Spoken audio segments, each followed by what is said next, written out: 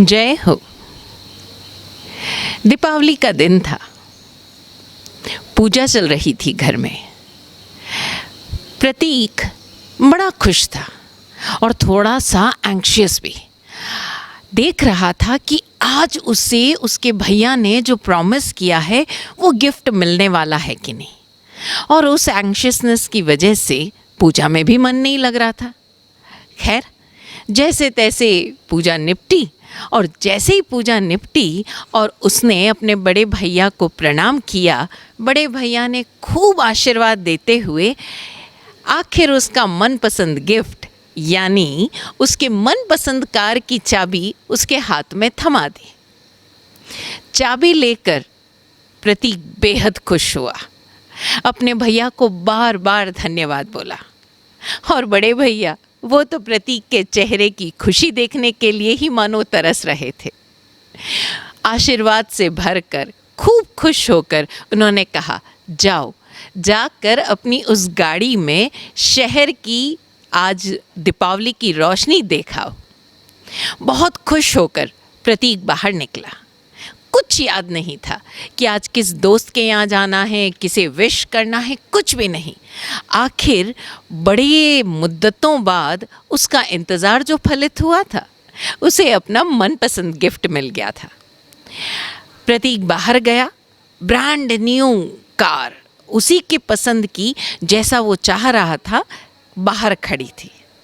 तुरंत से उसने ड्राइविंग सीट संभाली और निकल पड़ा शहर की रोशनी देखने।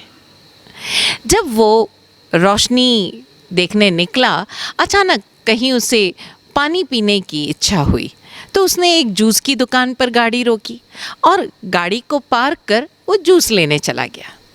जब वो जूस लेकर वापस आया और ड्राइविंग सीट पर बैठ रहा था, तो उसने देखा एक छोटा सा बच्चा बड़े प्रेम से उसकी गाड़ी को निहार रहा है। उसे लगा कि शायद उस बच्चे की हालत ऐसी थी जैसे कुछ जो बच्चे मांगने वाले होते हैं ट्रैफिक सिग्नल्स पर, पार्किंग एरियाज़ में, वैसा कुछ लगा।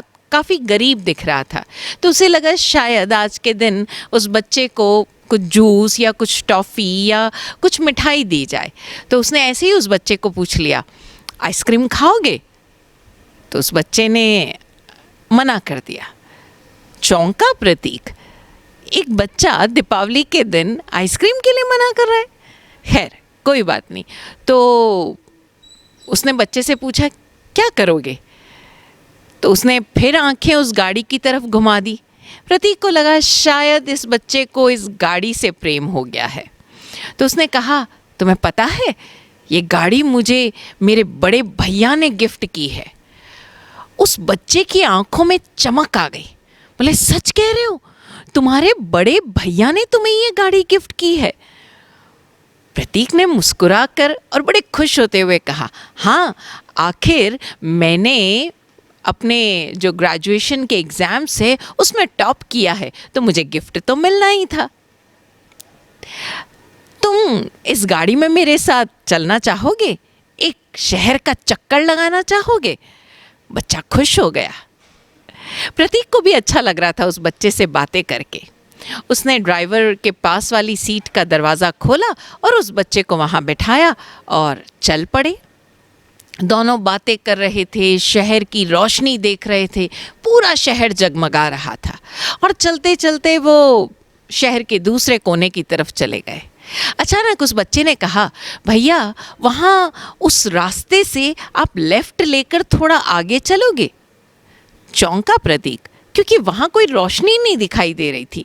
हल्के फुल्के कहीं कुछ स्ट्रीट लाइट्स थी, कुछ घरों पर दिए थे। फिर भी चूंकि उस बच्चे पर बड़ा प्यार आ रहा था प्रतीक को और वो खुश भी था, तो उसने कहा, चलो चलते हैं। जैसे जैसे वो बच्चा बताता गया वो चले। आखिर एक जगह पहुंचकर उस बच्चे ने कहा, आप ज़रा देर रुकोगे यहाँ पर?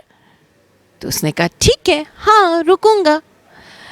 फिर वो रुका। जैसे ही उस जगह पर वो बच्चा दौड़ कर गया, देखा एक घर के सामने एक और छोटा बच्चा, उस बच्चे से लगभग 2-3 साल छोटा बच्चा, एक जिसके पाँव में जिसके पाँव सही नहीं लग रहे थे, वो चलने लायक स्थिति में नहीं था, और वो जो स्टैंड लगाई देते हैं, नकली पाँव लगाए होते हैं, वैसा कुछ दिख रहा था। पास में एक बैसाखी भी पड़ी दिख रही थी।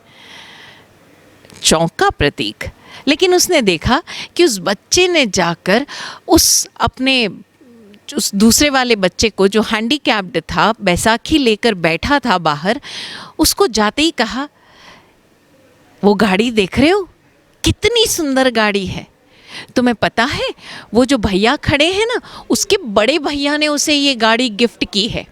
एक दिन मैं भी तुम्हें ये गाड़ी गिफ्ट करूंगा। प्रतीक आंखें फाड़े मानो उस बच्चे को देख रहा था, और वो बच्चा अपनी रौ में कहे जा रहा था, तू उदास मत हो, एक दिन मैं तुझे ऐसी गाड़ी गिफ्ट करूंगा और फिर तू भी इसी तरह पूरे शहर की रोशनी देख पाएगा, सिर्फ यहाँ की नहीं। और वो बच्चा बता रहा था कि किस तरह चौराहा सजा हुआ है, किस तरह बैंक सजी हुई थी, किस तरह पूरे के पूरे रास्ते आज दिवाली की रोशनी में जगमगा रहे थे। और प्रतीक हैरान होकर सुन रहा था। उसे तो लग रहा था कि वो बच्चा जाकर कहेगा कि देख ऐसी गाड़ी कितनी सुंदर है, काश हमें भी कोई गिफ्ट करता। लेकिन उस छोटे से बच्चे की बात सुनकर प्रतीक को मानो उन दोनों पर ढेरों प्यार आ गया। एक बच्चा, इतना छोटा बच्चा ये बात सोच सकता है कि कोई मुझे ये गाड़ी गिफ्ट करे ना करे, मैं एक दिन अपने छोटे भाई को इसी तरह गाड़ी गिफ्ट करूँगा जैसे आज मुझे मेरे बड़े भाई ने गिफ्ट की है। सच, वो दे पाने की जो ललक, वो जो चमक उस बच्चे की आंखों में दिख रही थी, प्रतीक मानो खुशी से उसकी आंखों में आंसू भर आए। उसने उन दोनों बच्चों से कहा, चलो तुम अपने भैया को जब गाड़ी गिफ्ट करोगे तब करोगे, और वो जब ये देखेगा शहर की रोशनी, तब तक तो बहुत साल गुजरेंगे। आज मैं तुम्हें रोशनी दिखाता हूँ।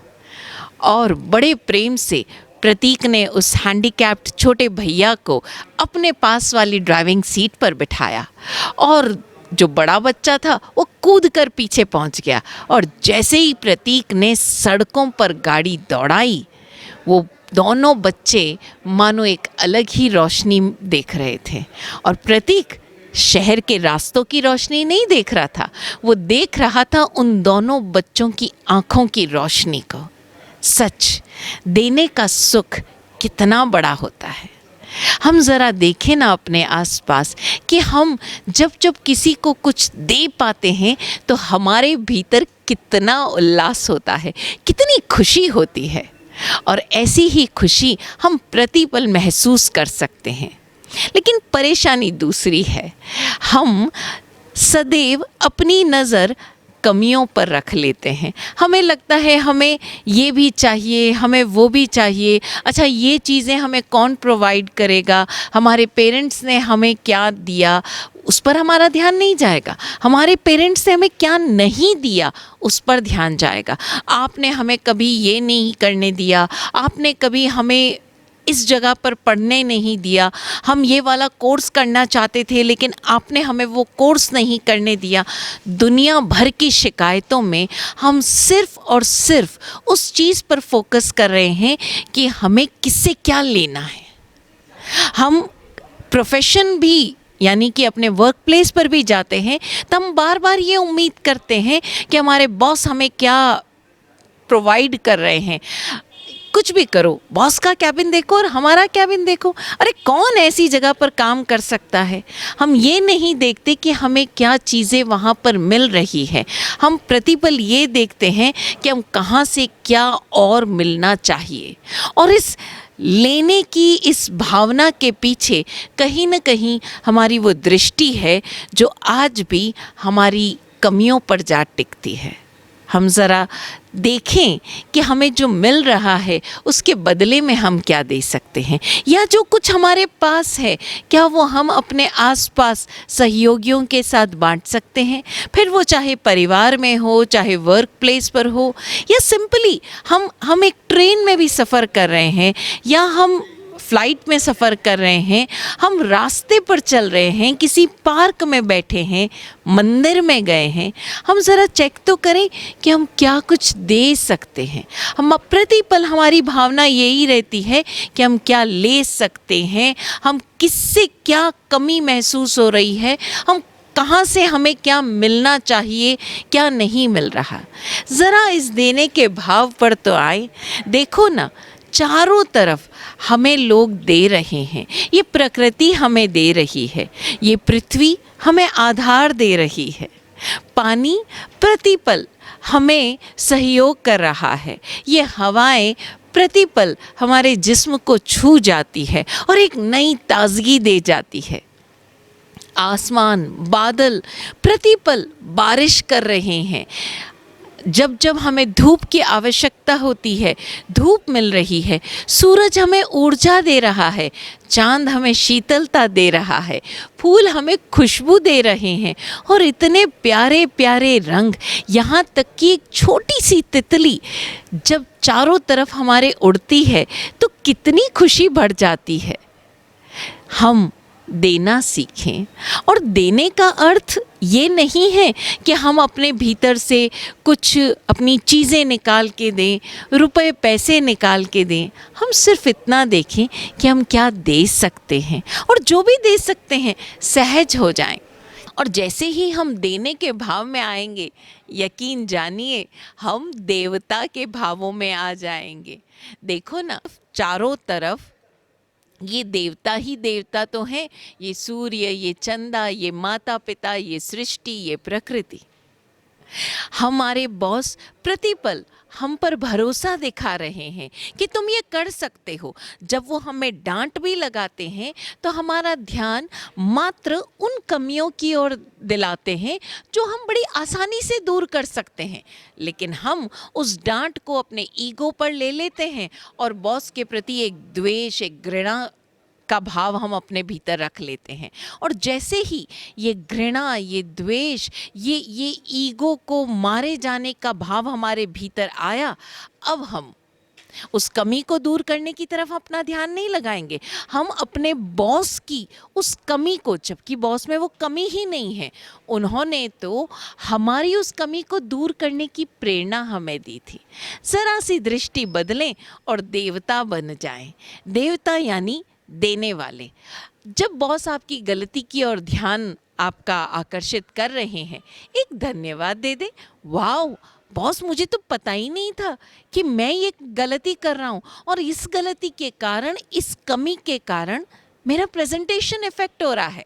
अब आपने मुझे बता दिया है तो मैं निश्चित रूप से अपनी इस कमी को पूरा करूँगा या अपनी इस कमी को दूर करूँगा।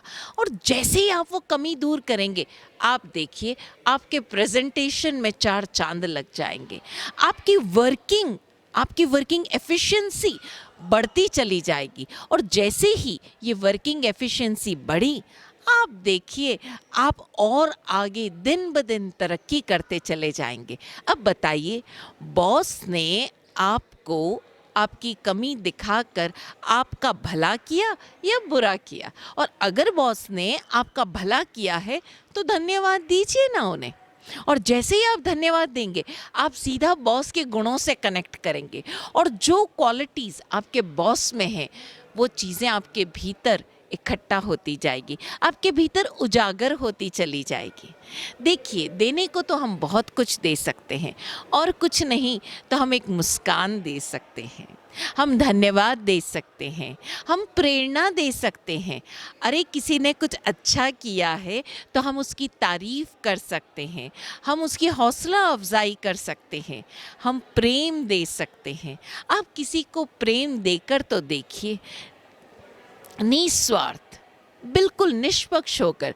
जैसे ही आप प्रेम देना शुरू करोगे, सामने वाला आपसे कनेक्ट होगा, और फिर वो जो भरोसा बढ़ता चला जाएगा ना, वो भरोसा उसकी योग्यताओं को उजागर करने में सहयोगी होगा, और इसी तरह से आप एक कनेक्शन डेवलप करते चले जाओगे। आपका दायरा बढ़ता जाएगा, आपकी दुनिया जिसे आप अपनी दुनिया कहते हो, अपना संसार कहते हो, वो विराट होता जाएगा। और जब निश्चित रूप से आपके आसपास सब कुछ विराट होगा, तो आपके भीतर भी तो ये विराटता अपने आप खिलेगी, फलेगी। हम सभी विराट बने, इस विराट सृष्टि की तरह देना सीखें, और देने का आनंद देने के बाद आप स्वयं जान पाएंगे। तो आपके भीतर ये आनंद पन पे, यही सद्भावना। ओम शांति।